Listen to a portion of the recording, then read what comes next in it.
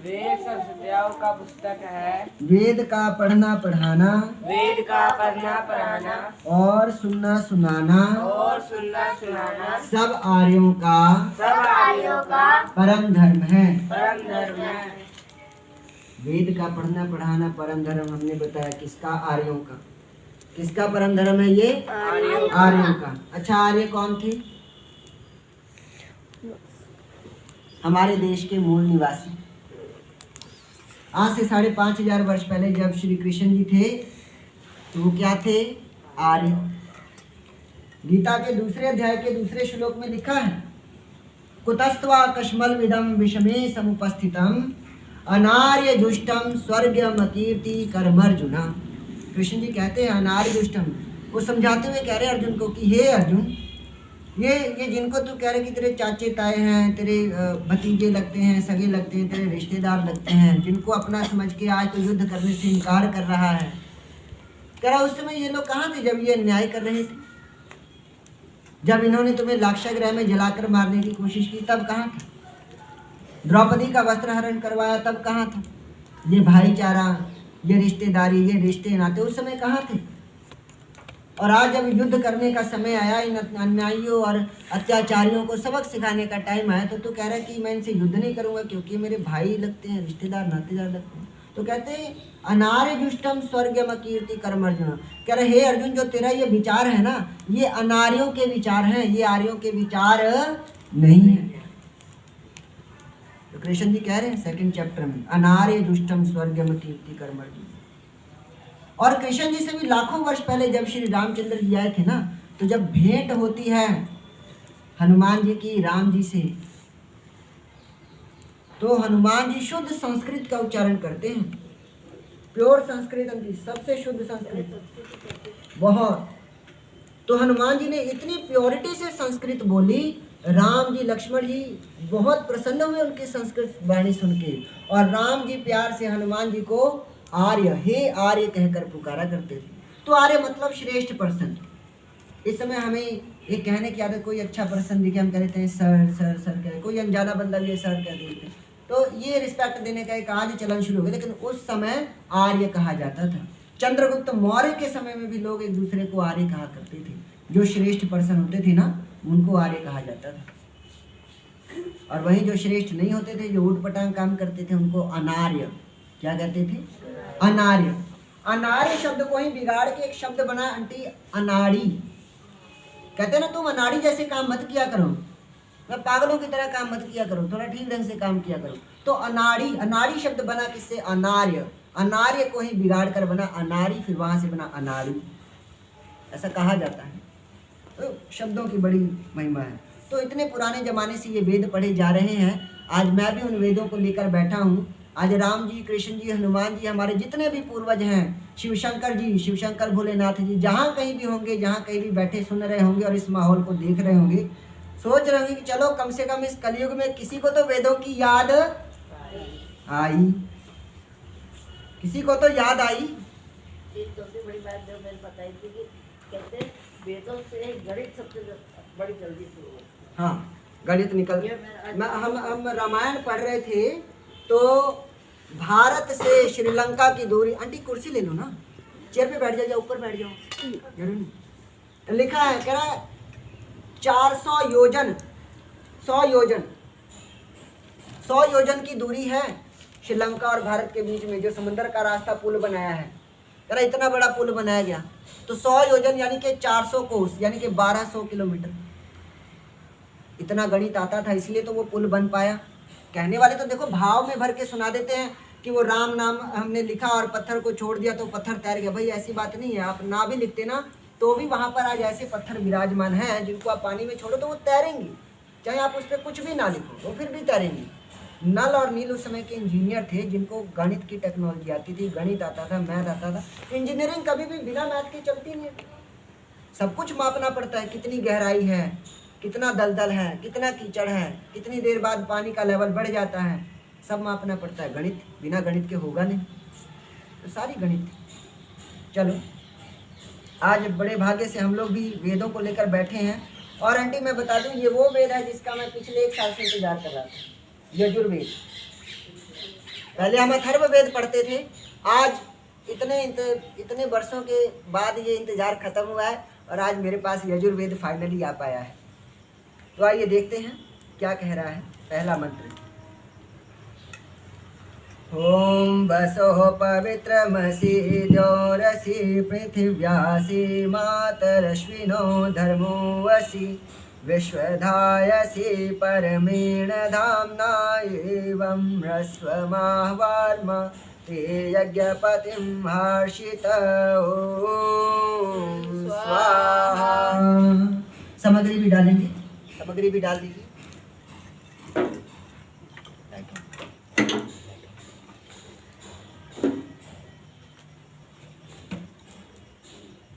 बच्चों जी थोड़ा घी डाल दो चारों तरफ, हाँ चारों तरफ घुमा के घी डाल दो, ऐसे राउंड राउंड करके, हाँ गोल गोल घुमा के घी डाल दो। शाबाश। चलो जी, ये जो मंत्र अभी हमने पढ़ा इसका अर्थ देखेंगे।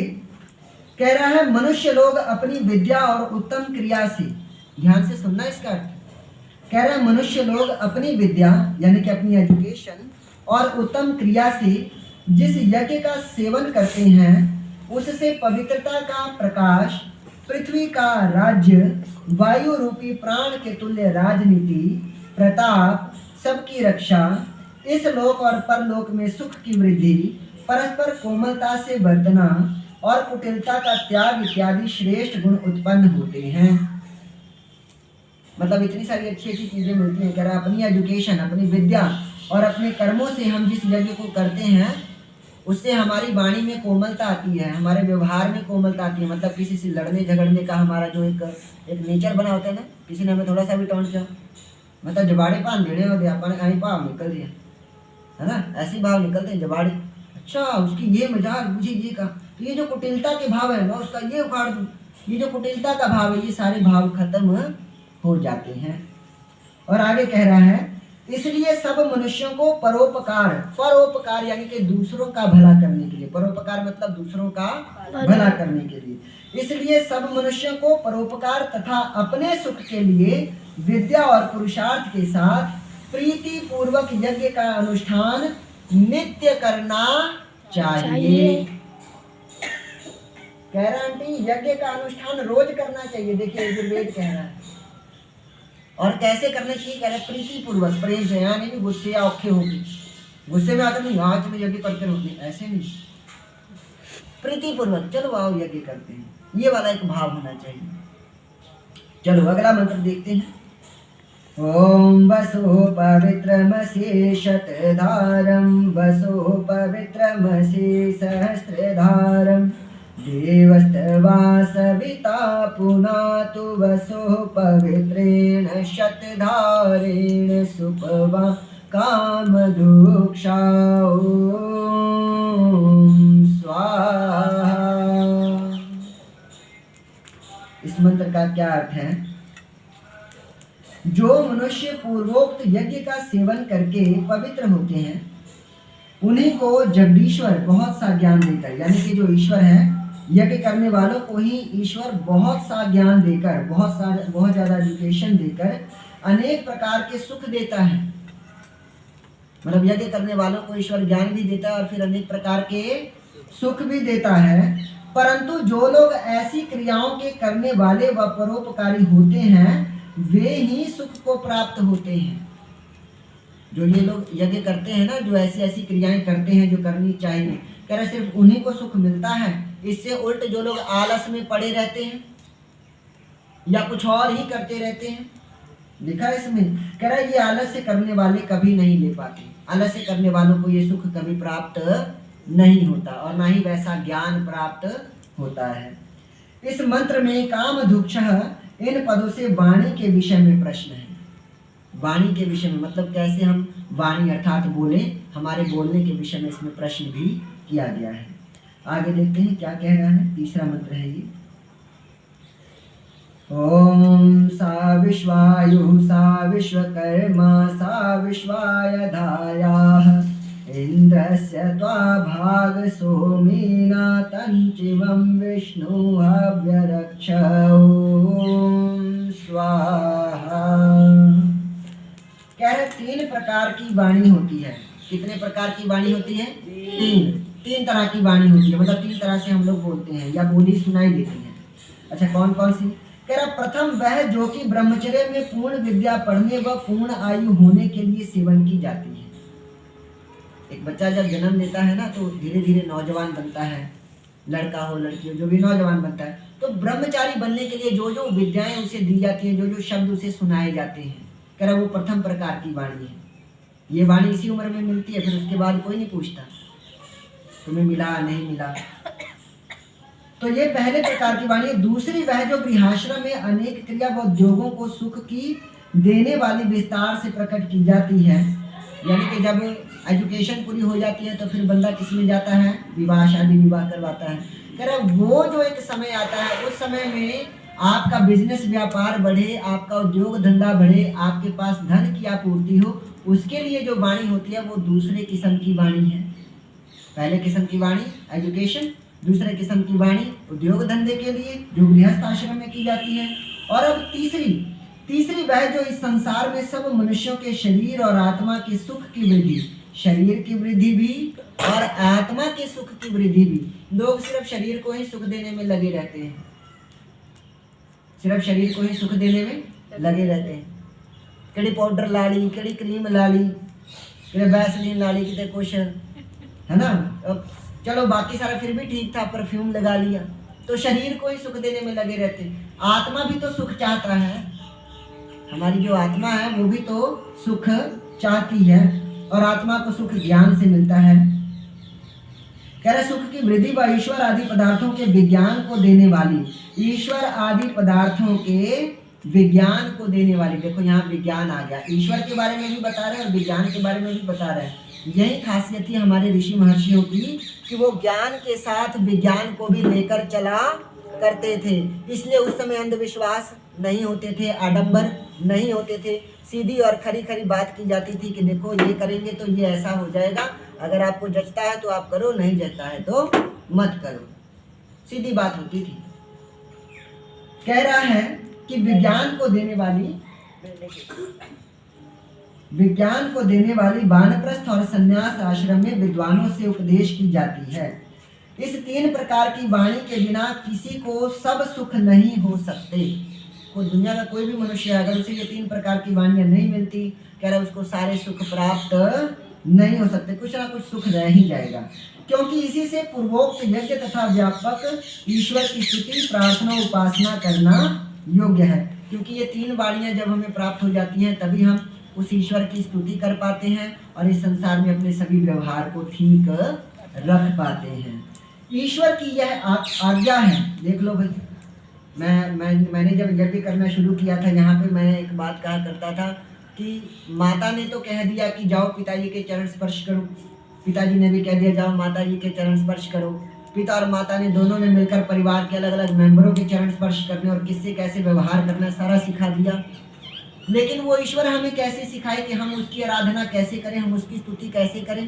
संसार में तो बहुत सारी क्रियाएं हैं जिससे ईश्वर की प्रार्थना कर सकते हैं, ईश्वर की स्तुति कर सकते हैं। लोग तरह तरह से ईश्वर को रिझाने में लगे हुए हैं, पर ईश्वर सच में कैसे चाहता है कि हम उसे रिझाएं? ईश्वर सच में कैसे कहता है? ईश्वर अपनी आज्ञा में क्या कहता है? वो यहाँ वेदों में आया है, तो देखो लिखा है, ईश्वर की यह आज्ञा है कि जो नियम से किया हुआ यज्ञ संसार में रक्षा का हेतु और प्रेम सत्य भाव से प्रार्थित ईश्वर विद्वानों की सर्वदा रक्षा करता है, वही सबका अध्यक्ष है। परंतु जो क्रिया में कुशल धार्मिक परोपकारी मनुष्य हैं, वे ही ईश्वर और धर्म को जानकर मोक्ष और सम्यक क्रिया साधनों से इस लोक और परलोक के सुख को प्राप्त होते हैं। ऐसा यज्ञ जिससे संसार में प्रेम बढ़े और सत्यता का भाव बढ़े। प्रेम तो बढ़े लेकिन ऐसा ना झूठ वाला प्रेम, सत्यता का भाव। थोड़ा कड़वा भी लगेगा लेकिन उससे प्रेम करो। अक्सर जो लोग हमें कड़वा बोलते हैं, कहीं ना कहीं वो हमें हमारा आईना दिखा रहे होते हैं, हमें सच से रूबरू करा रहे होते हैं। मान लो किसी टीचर ने कहा कि तुम्हारी राइटिंग बड़ी गंदी है, मान लो कहा, वैसे तो कहता नहीं कोई, मान लो गंदी है, कह दिया, तो तुम्हें सच्चाई बता रहा है कि देखो ये चीज़ गड़बड़ी है, इसको सुधारो, सुधारोगे तो आगे होगा। तो इन्हीं बातों के साथ आज इन 3 मंत्रों का मैं समापन करता हूँ। आगे चलते हैं। गायत्री मंत्र का अर्थ है ओम भूर्भुवः